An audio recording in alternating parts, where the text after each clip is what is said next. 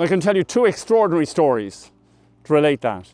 One was I was bringing a family around, this is County Mayo, and I'd identified, I thought, the farm that they might have left from. But I could not make contact with that farm, which it tried, remote place.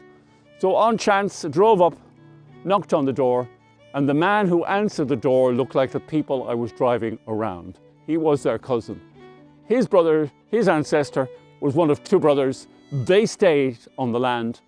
The others emigrated. After a while, with conversation, worked out that the last contact between the two branches of the family were before the First World War, before 1914. And here were these two men that looked really like each other in conversation. That was emotional.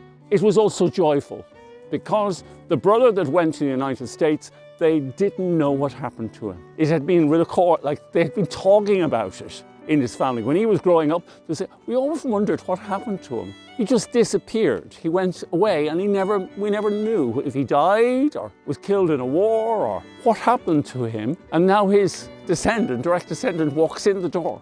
That was emotional and joyful.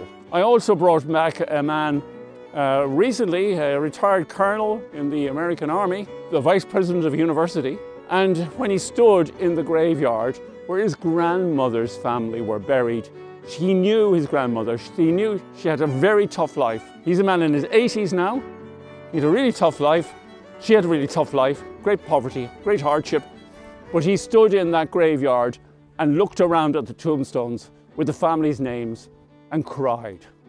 This old soldier, that's the impact it can happen. It's a joyful thing, but it's also that connection back to where you came from. It's your story. It's your individual life.